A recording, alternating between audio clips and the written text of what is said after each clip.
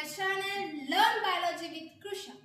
In the previous lecture, we have discussed about cell types and cell organelles, and in the today's videos, we have discussed about in details cell types.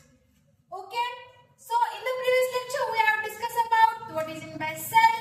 Okay, cell is the structural and functional unit of the life. Okay, and we know that the main two parts of the cell के दो parts है, animal cell and plant cell. These are the two main parts of the cell, animal cell and plant cell. Okay, each cell has a number of smaller parts. Each cell has a number of smaller parts.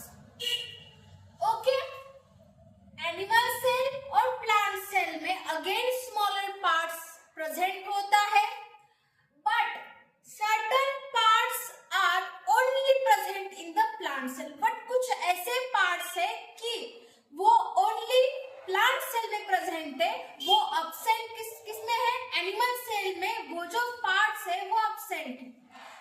Plant cell and animal cell दोनों में भी कुछ ऐसे smaller parts present होता है, लेकिन plant cell में कुछ ऐसे स्मॉलर पार्ट्स प्रेजेंट होता है जो वो पार्ट्स एनिमल सेल में प्रेजेंट नहीं होता है. ठीक है, उसके बाद क्या है, हमने पिछले वीडियो में देखा है the basic main important parts. There are some basic main important parts, okay, which are they are cell membrane, cytoplasm, nucleus and mitochondria. These are the four main parts of the cell. Cell wall, cell membrane, cytoplasm, mitochondria, nucleus. These are the main parts of the cell. Okay, cell membrane, we know that the cell membrane is the outermost part. Okay, cell membrane is the outermost part. ठीक है, in the plant cell. उसके बाद हमने देखा है cytoplasm. Cytoplasm liquid parts होता है, fluid parts होता है. किसका? सेल का लिक्विड फ्लूइड पार्ट्स होता है. उसके बाद हमने देखा है in the previous lecture nucleus. Nucleus होता है जो कि ब्रेन जैसा काम करता है. ठीक है, उसके बाद हमने देखा है mitochondria in the previous lecture. हाँ ठीक है, लेकिन in the previous lecture detail में नहीं देखा है, लेकिन इस वीडियोस में ये जो ऑल पार्ट्स है, ये जो ऑल पार्ट्स है सेल के, हम डिटेल्स में देखेंगे. ठीक है, उसके बाद है माइटोकॉन्ड्रिया. ये तो, मैं अभी जो बता रही हूँ वो थोड़ा थोड़ा करके बता रही हूँ, बट इन डिटेल्स हमको देखना है, आगे देखेंगे वीडियो में. ये जो है वो बेसिक आपको रिवाइज कर रही हूँ, जो कि हमने पिछले वीडियो में थोड़ा देखा है. उसके बाद है mitochondria. Mitochondria, it means we know that the powerhouse of the cell, powerhouse of the energy. Mitochondria क्या करता है? एनर्जी प्रोड्यूस करता है. ठीक है, जो कि सेल को इम्पोर्टेंट है. हाँ, जैसे हमें एक कुछ वर्क करने के लिए, कुछ काम करने के लिए जो एनर्जी लगती है, वैसे ही वो जो सेल है उसको भी बायोकेमिकल रिएक्शन करने के लिए जो एनर्जी लगती है, वो एनर्जी माइटोकॉन्ड्रिया प्रोड्यूस करता है. एंड इसीलिए माइटोकॉन्ड्रिया को हम बोलते हैं power house of the cell. Okay, उसके बाद क्या है, जो सेल है उसके भी कुछ सेल ऑर्गेनेल्स. ठीक है, जो सेल है उसके भी कुछ सेल ऑर्गेनेल्स. तो वो जो सेल ऑर्गेनेल्स है वो कौन से सेल ऑर्गेनेल्स है? ठीक है, तो चलो हम देखते हैं कौन कौन से सेल ऑर्गेनेल्स है. Let's go. सेल वॉल है, सॉरी सेल ऑर्गेनेल्स जो है ना, वो जो न्यूक्लियस है, लार्ज वैक्यूल्स है, लाइसोसोम है. उसके बाद हम गोल्गी बॉडीज देखा है, माइटोकॉन्ड्रिया देखा. ये जो है वो सेल ऑर्गेनेल्स ही है. लेकिन हमने जो यहाँ पे बोला था, क्या बोला था कि animal cell and plant cell दोनों में भी जो स्मॉलर पार्ट्स प्रेजेंट है, बट कुछ ऐसे पार्ट्स है कि जो प्लांट सेल में प्रेजेंट है, एनिमल सेल में अब्सेंट है. तो वो जो प्लांट सेल में कुछ ऐसे स्मॉलर पार्ट्स प्रेजेंट है, वो कौन से स्मॉलर पार्ट्स है, तो वो हम देखेंगे. आ जाए, यहाँ देखो सेल वॉल है, फिर क्लोरोप्लास्ट है और large vacuoles. Cell wall, chloroplast और जो लार्ज वैक्यूल्स है वो एनिमल सेल में प्रेजेंट नहीं है। याद रखो बच्चों, cell wall, chloroplast and large vacuoles वो सिर्फ और सिर्फ कौन सी सेल में प्रेजेंट है? वो सिर्फ और सिर्फ प्लांट सेल में प्रेजेंट है। याद रखने का, प्लांट सेल में क्या क्या प्रेजेंट है जो एनिमल सेल में प्रेजेंट नहीं है? सेल वॉल, लार्ज वैक्यूल्स और क्लोरोप्लास्ट, जो कि एनिमल सेल में प्रेजेंट नहीं है। कंफ्यूज नहीं होना है। देखो बच्चों, ये जो तीन ही नाम है जो आपको याद रखना है, कैसे भी याद रखो, ठीक है। कौन कौन से है? Cell wall, chloroplast, large vacuoles वो एनिमल सेल में एब्सेंट है लेकिन प्लांट सेल में प्रेजेंट है। उसके बाद हम थोड़ा यहाँ पे देखेंगे बच्चों, ये जो मेरे डायग्राम है, मैं डायग्राम इतनी अच्छी नहीं निकालती, लेकिन फिर भी यहाँ पे जो थोड़ा सीखने के लिए, थोड़ा यहाँ पे बताने के लिए मैंने ऐसा ड्रॉ किया है, लेकिन आप अच्छे तरीके से ड्रॉ करो, ठीक है। गूगल पे जाओ और वहाँ पे आपको मिलेगी इमेजेस बहुत सारे सेल की, एनिमल सेल की भी मिलेगी और प्लांट सेल की भी मिलेगी, अच्छे से ड्रॉ कर लो। उसके बाद ये है सेल जो मैंने बनाई है, ठीक है। तो यहाँ पे मैंने कुछ पार्ट्स दिखाए हैं, जैसे कि साइटोप्लाज्म हो जो कि लिक्विड फ्लूइड पार्ट्स होता है सेल का। फिर उसके बाद जो सेल वॉल होता है, सेल मेम्ब्रेन भी होता है। ये जो पार्ट्स है देखो, सेल वॉल आउटर पार्ट जो होता है, ठीक है। उसके बाद जो लाइसोसोम्स है, वो जो लाइसोसोम्स हमने यहाँ पे बनाया है। उसके बाद जो न्यूक्लियस है, न्यूक्लियस जो ब्रेन जैसा काम करता है, वो भी मैंने यहाँ पे बनाया है। उसके बाद जो लार्ज वैक्यूल्स है, वो जो लार्ज वैक्यूल्स हमने यहाँ पे देखा है, जो कि सेल किसमें प्रेजेंट है? वो जो लार्ज वैक्यूल्स प्लांट सेल में प्रेजेंट है, एनिमल सेल में प्रेजेंट नहीं है, याद रखना है, ठीक है। उसके बाद यहाँ पे गोल्गी बॉडीज मैंने ड्रॉ किया है। ये देखो, ये इस टाइप का थोड़ा सेल का स्ट्रक्चर होता है, ठीक है। तो उसके बाद हमने ये जो इतना सारा फिर से हमने जो रिवाइज किया है, तो अब हम पढ़ेंगे सेल पार्ट्स। कौन सा पार्ट्स है पहला? तो वो है cell membrane. Cell membrane, we know that the cell membrane is the outer part of the cell. Cell membrane cell का आउटर पार्ट होता है, ठीक है। वो जो आउटर मोस्ट पार्ट है सेल का, वो कैसा होता है? Thin. The outermost part of the cell is an cell membrane. याद रखना है, आउटर मोस्ट पार्ट कौन सा है? सेल मेम्ब्रेन है, but in the animal cell, ठीक है। In the animal cell outermost part कौन सा होता है? सेल मेम्ब्रेन होता है। वो जो आउटर मोस्ट पार्ट है वो कैसा होता है? थिन होता है, ठीक है।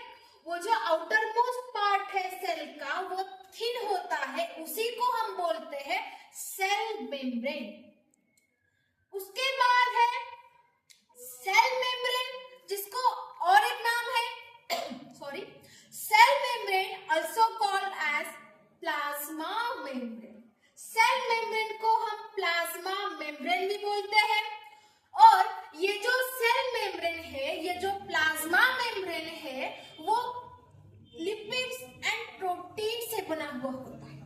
वो जो सेल मेम्ब्रेन है, वो जो सेल मेम्ब्रेन है, प्लाज्मा मेम्ब्रेन जिसको हम बोलते हैं, वो लिपिड्स एंड प्रोटीन से बना हुआ होता है।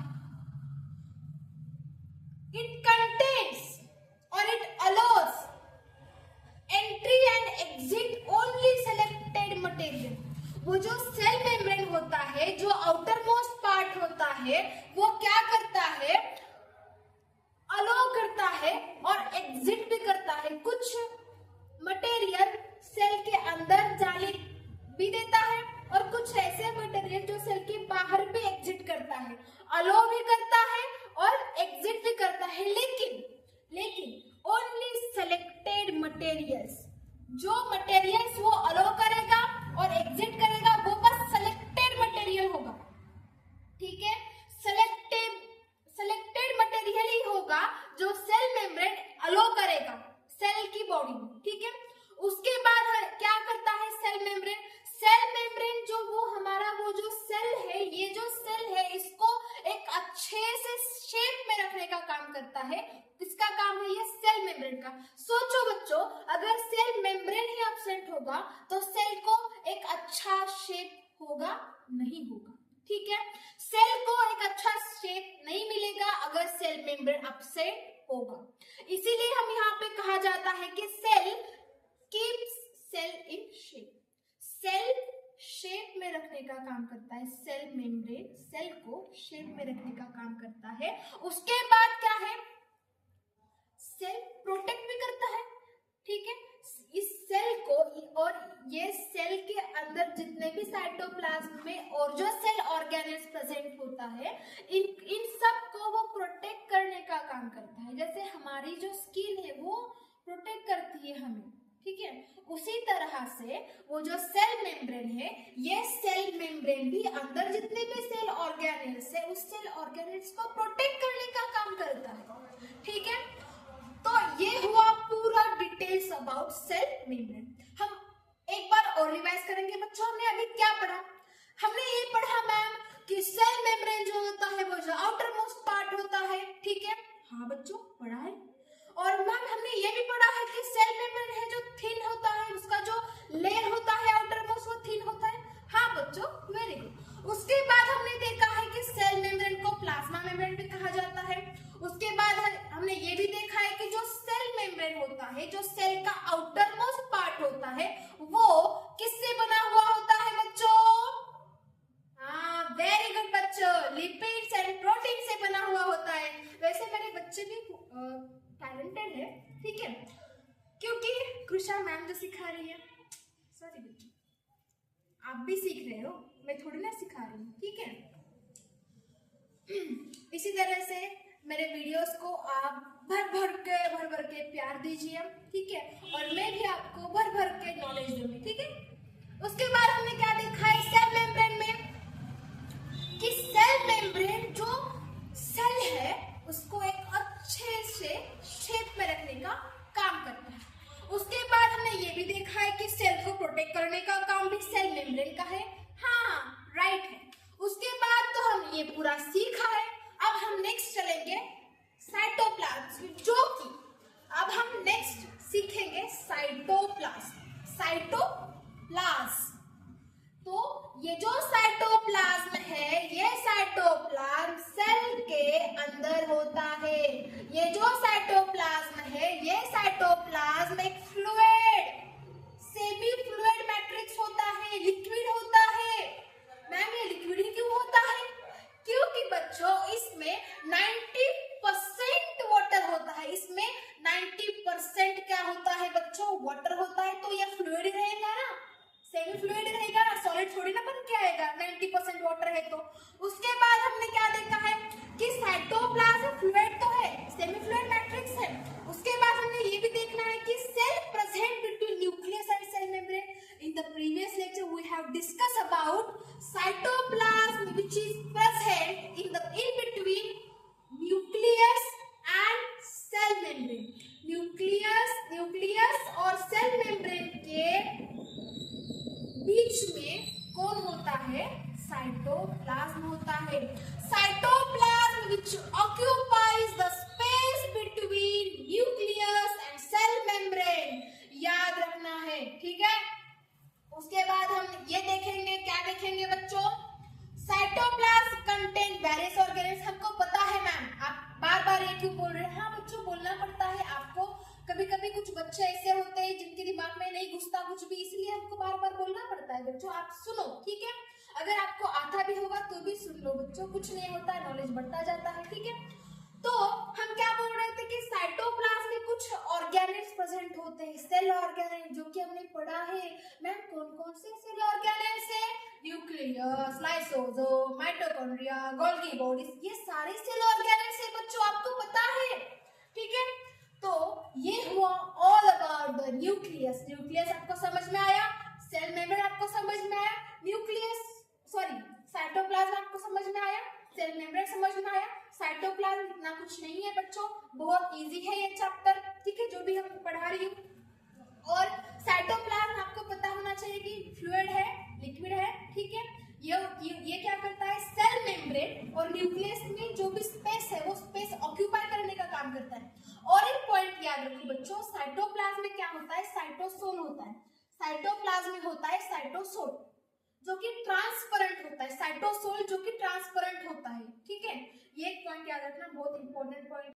तो हमने यहाँ पे देखा है सेल मेम्ब्रेन भी देखा है और साइटोप्लाज्म भी देखा है। ठीक है, आई होप कि ये आपको अच्छे से समझ में आया होगा। तो नेक्स्ट हम देखेंगे सेल पार्ट, कौन सा है, थर्ड पार्ट न्यूक्लियस है।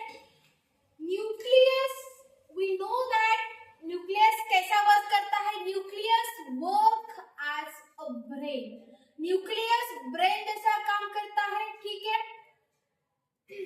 उसके बाद जो न्यूक्लियस है वो प्लांट सेल में भी प्रेजेंट है और एनिमल सेल में भी प्रेजेंट है, लेकिन in the plant cell nucleus कहाँ पे प्रेजेंट है, थोड़ा साइड में प्रेजेंट है, सेंटर में प्रेजेंट नहीं है। ठीक है, अगर यहाँ पे देखो ये है अपने सेल, यहाँ पे लार्ज वैक्यूल्स प्रेजेंट होता है, तो इसीलिए जो न्यूक्लियस है, न्यूक्लियस सेंटर में नहीं प्रेजेंट होता, थोड़ा सा साइड में इसको ऐसा ये जो लार्ज वैक्यूल से धकेल देता है, हो जा थोड़ा साइड में बोल के। ठीक है, तो ये जो न्यूक्लियस है ये न्यूक्लियस थोड़ा साइड में हो जाता है, किसमें, प्लांट सेल में जो न्यूक्लियस है वो सेंटर में नहीं होता। ठीक है, प्लांट सेल में जो न्यूक्लियस है वो सेंटर में नहीं होता, लेकिन in the animal cell nucleus centre में होता है। ठीक है, ये याद रखना है आपको। उसके बाद फोर्थ पार्ट है जो कि माइटोकॉन्ड्रिया है। Mitochondria is the power house of the cell. ठीक है, बिकॉज माइटोकॉन्ड्रिया क्या करता है, माइटोकॉन्ड्रिया एनर्जी प्रोड्यूस करता है, माइटोकॉन्ड्रिया एनर्जी प्रोड्यूस करता है in the form of ATP. Mitochondria energy produce करता है in the form of ATP. ATP को हम क्या बोलते हैं, एडेनोसिन ट्राइफॉस्फेट। ठीक है, तो बच्चों आज हमने इस पूरे लेक्चर में, इस पूरे वीडियोस में हमने इन डिटेल सबका नॉलेज लिया है, सब पार्ट्स का नॉलेज लिया है। ठीक है, और हमने कुछ पार्ट रिवाइज भी किया है जो कि हमने प्रीवियस लेक्चर में देखा है। ठीक है, उसके बाद हमने क्या देखा है कि साइटोप्लाज्म देखा है, माइटोकॉन्ड्रिया देखा है, न्यूक्लियस भी देखा है, सेल मेम्ब्रेन भी देखा है जिसको हम प्लाज्मा मेम्ब्रेन भी बोलते हैं। तो ये जो ऑल पार्ट्स है वो हमने इस चैप्टर में, सॉरी इस वीडियो में, इस लेक्चर में हमने पूरा कवर किया है। आई होप आप सभी को ये वीडियो अच्छा लगे, तो प्लीज मेरे वीडियोस को लाइक करो, सब्सक्राइब करो और ऐसे ही मैं आपको और सारी चैप्टर्स का नॉलेज दूं। ठीक है, सो थैंक यू।